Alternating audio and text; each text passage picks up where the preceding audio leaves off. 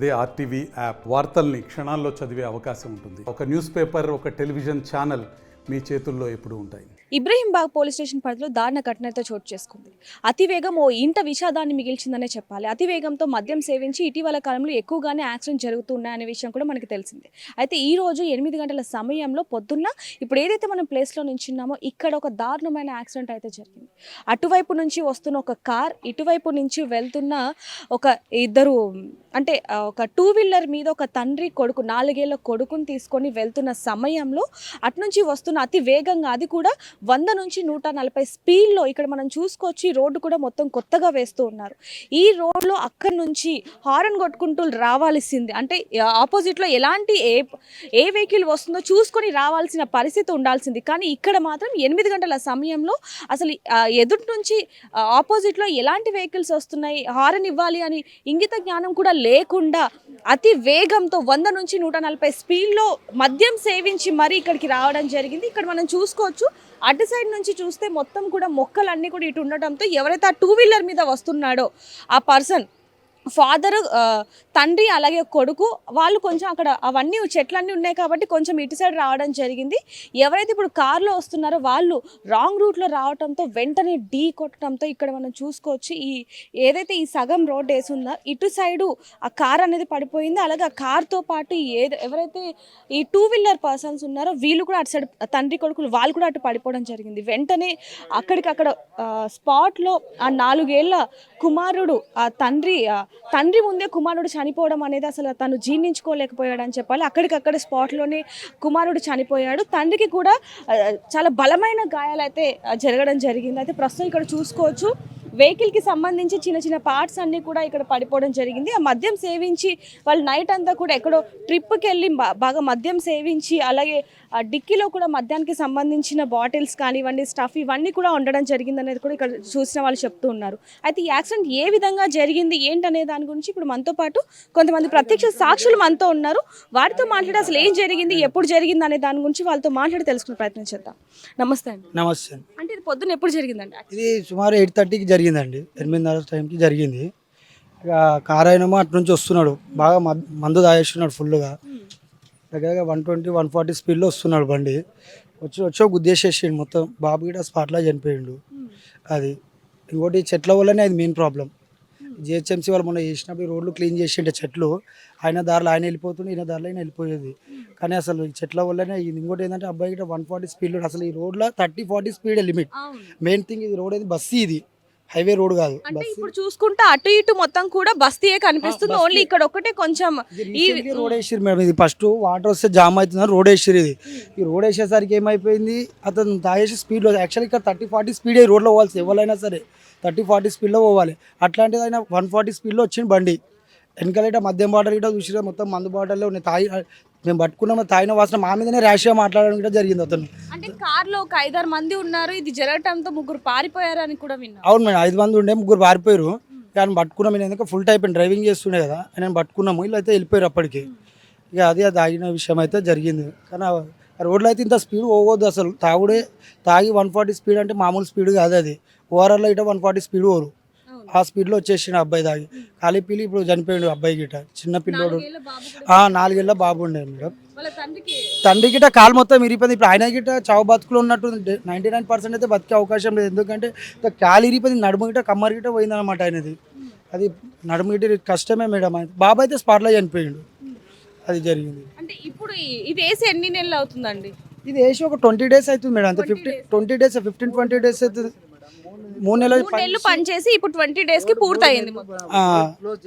అదే అంటలేదా నా రోడ్ ఎప్పుడు ఓపెన్ అయ్యేది అంటే 20 రోజులు అవుతుంది. మొత్తం రోడ్ వేసి 3 నెలల నుంచి అయ్యింది. రోడ్ అయ్యింది కాకపోతే ఇది వేసిరు కదా, ఇది ఓపెన్ చేసి అయితే 20 రోజులు అవుతుంది. ఫస్ట్ నుంచి వర్క్ నడుస్తుందమ్మా మేడం, వర్క్ నడుస్తుంది. కానీ 20 రోజుల నుంచి రోడ్ ఓపెన్ అయింది. బస్సు వాళ్ళకి ఇది వస్తున్నా కానీ వాడు అంత స్పీడ్ రావడం అంటే కరెక్ట్ కాదు. 140 స్పీడ్ వచ్చింది. ఇప్పుడు ఆ స్పీడ్ వల్లనే అయిపోయింది యాక్సిడెంట్ కావడం. ఇంకోటి చూసుకుంటే అటు సైడ్ నుంచి వస్తున్న వాహనదారులకి ఇటు సైడ్ నుంచి ఎవరు వస్తున్నారు అనేది కూడా తెలియని పరిస్థితి ఉంది. మరి అలాంటప్పుడు హారన్ కొట్టుకుంటే ఇలా అతి జాగ్రత్తగా రావాల్సిన ప్లేస్ లో 3 నెలలు రోడ్ క్లోజ్ చేసి వర్క్ చేసినారు కదా. 3 నెలల 3 గంటలు పని చేయడానికి టైం లేదా చెట్లు కొట్టడానికి? 3 నెలలు రోడ్ క్లోజ్ చేసి పని చేసినప్పుడు 3 నెలల తర్వాత 20 రోజులు అయింది చాలా ఈ రోడ్డు. ఆ 3 నెలల రోజు ఒక కొమ్మ కొట్టినా ఎప్పుడో అయిపోతుంది రోడ్ క్లీనింగ్. దీనికి మెయిన్ నిర్లక్ష్యం చేసింది జిహెచ్ఎంసీ. జిహెచ్ఎంసీ కాకుండా ఇప్పుడు ఏదో డిపార్ట్మెంట్ ఉందో వాళ్ళకి లెటర్ రాయాలి కదా, కాంట్రాక్టర్ కానీ ఇంజనీర్ కానీ ఏదన్నా కానీ చేయాలి కదా. ఇప్పుడు దీనికి ఏఈ ఏడి డి అందరు వచ్చి వర్క్ చేపిస్తున్నారు. దీనికి చిన్న మామూలు ప్యాచ్ వర్క్ కాదు ఇది. ఇప్పుడు మొత్తం కూడా ఇదంతా చూసుకుంటే 3 నెలల నుంచి కూడా ఈ రోడ్డు పని అనేది నడుస్తుంది. 3 నెలలు క్లోజ్ చేసి వర్క్ చేసినప్పుడు మీకు చెట్లు కొట్టడానికి 3 గంటల టైం లేదా?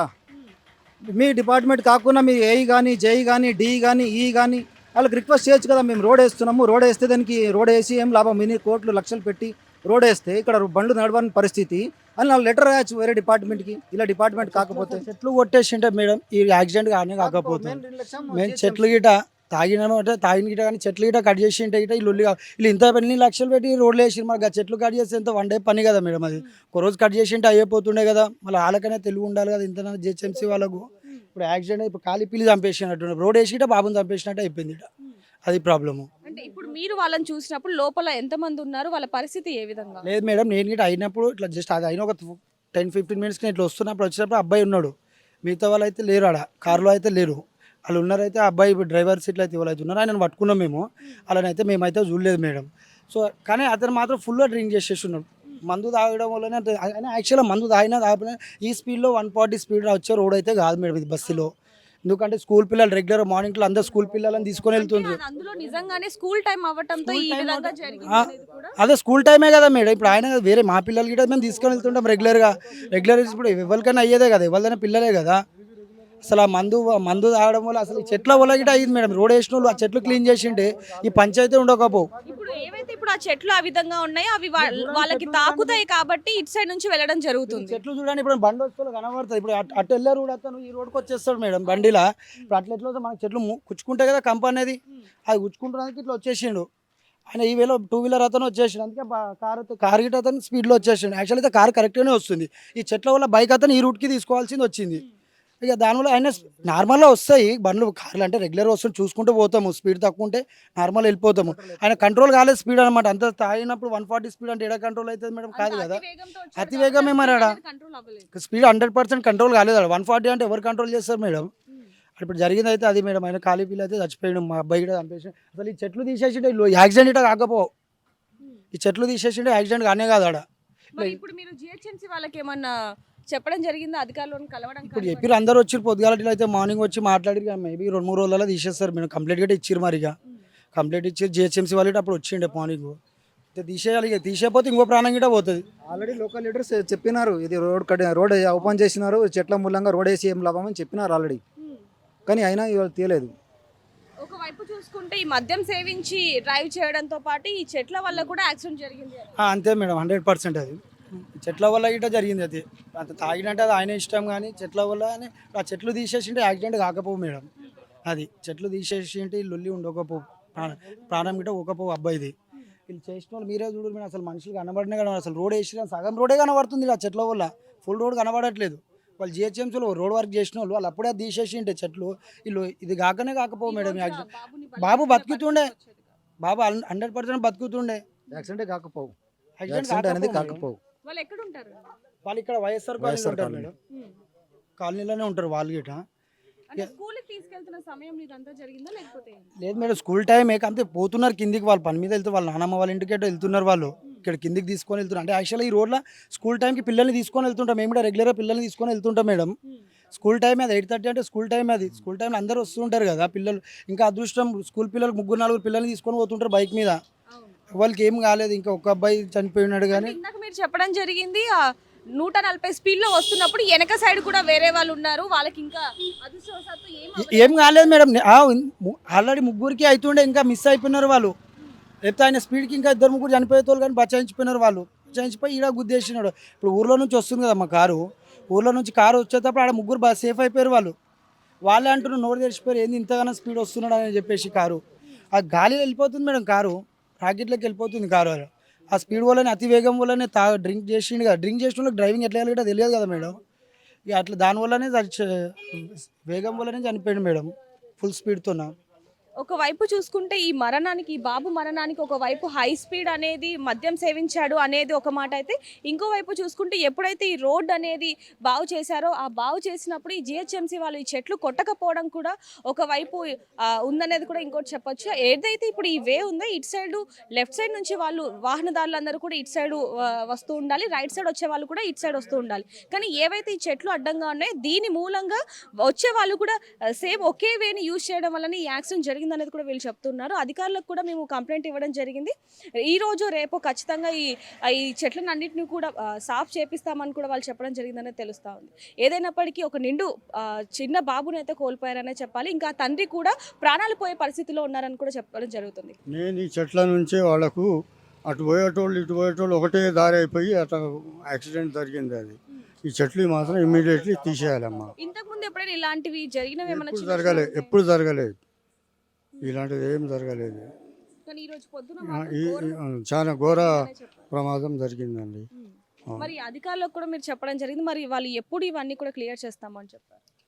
ఏమో ఇప్పుడైతే రాలేదు, అధికారులు వచ్చినాక మరి అప్లై చేస్తాం. మేము కూడా వాళ్ళకు కంప్లైంట్ ఇచ్చేసి పెడతాం మేము रेवेन्यू डिपार्टमेंट को।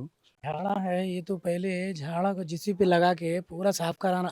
ये झाड़ की वजह से बच्चे की जान गई और बच्चे का बाबा भी सीरियस है, उनकी पैर के कमर की हड्डियाँ टूटी, उसको भी नहीं बोल सकते।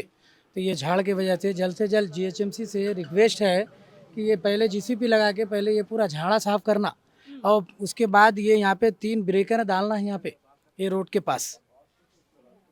ठीक है ना मैडम। మొత్తానికి అయితే ఒక నిండు ప్రాణం అయితే పోయింది. అలాగే వాళ్ళ తండ్రి కూడా చావు బతుకుల సీరియస్ మధ్య ఉన్నాడు, చాలా సీరియస్ ఉన్నామా ఆయన.